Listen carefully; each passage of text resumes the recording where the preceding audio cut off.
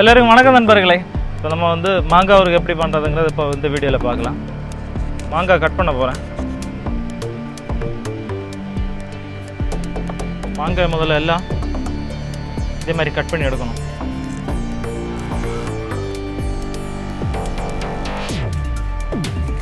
இந்த மாங்காய் வந்து கட் பண்ணதுக்கப்புறம் ரொம்ப சின்ன சின்ன கட் பண்ணி வச்சுன்னு ரொம்ப நல்லா இருக்கும். எப்படி கட் பண்ண பாருங்க, இதுதான் எடுத்துகிட்டு இதே மாதிரி ரொம்ப சின்ன சின்னதாக கட் பண்ணணும். கொஞ்சம் நான் எடுத்து இப்படி சாப்பிட்டு பார்க்கலாம். அன்றைக்கி புளிப்பாக இருக்குது. அன்றைக்கி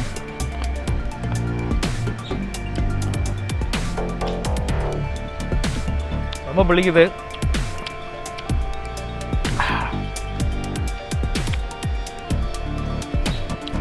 புளிச்சாதான் மாங்காய் ஊறுகாய் நல்லா இருக்கும். ஆனால் அதுவும் அநியாயத்துக்கு ரொம்ப புளியாக இருக்குது. ஆனால் மாங்காய் சூப்பராக இருக்குது. ஊறுகாய் போட்டால் அப்படி செம்ம டேஸ்ட்டாக இருக்கும்.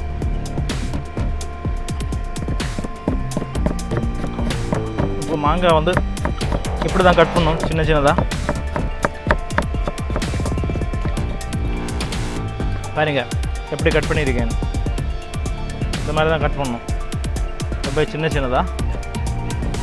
இப்போ வந்து பச்சை மிளகா நான் கொஞ்சம் எடுத்துருக்கேன். கிட்டத்தட்ட ஒரு காக்கில் போல் பச்சை மிளகா எடுத்துருக்கேன். அந்த பச்சை மிளகா இதோட சின்ன சின்னதாக கட் பண்ணி போடணும்.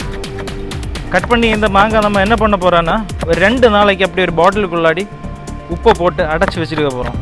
அப்போ அது அந்த உப்புனால அந்த மாங்காயிலேருந்து அப்படியே தண்ணியெல்லாம் இறங்கி நல்லா சூப்பராக அப்படியே ஆகிருக்கும். அதுக்கப்புறம் தான் அதோட மசாலா ரெடி பண்ணி அதோட இது வந்து பூண்டு நான் தோல் எடுக்கலை, கட் பண்ணதுக்கப்புறமா எடுத்துடலாம்.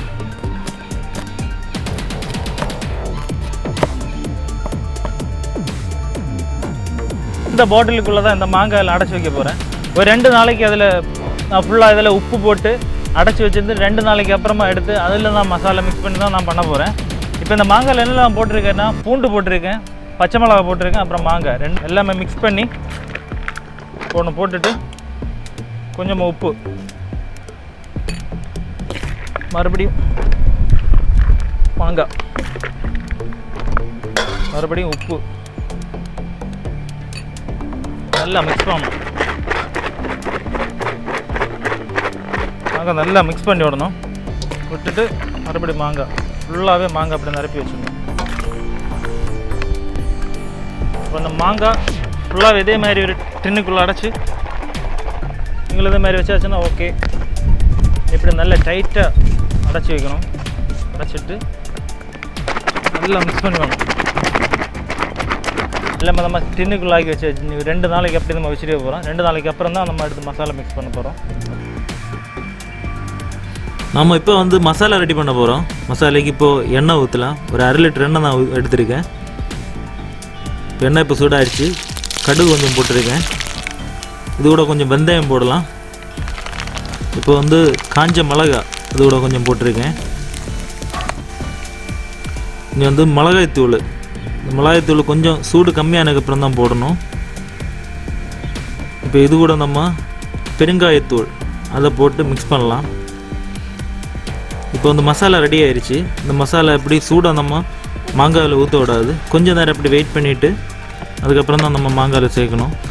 இப்போ என்னென்னா, நம்ம நேரமே வந்து ரெடி பண்ணி வச்சுட்டு அந்த மாங்காய் கூட இப்போ மசாலா ஆட் பண்ண போகிறோம்.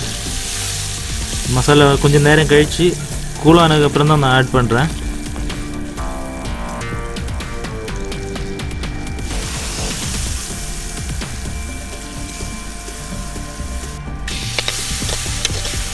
நல்லா மிக்ஸ் பண்ணி விடணும்.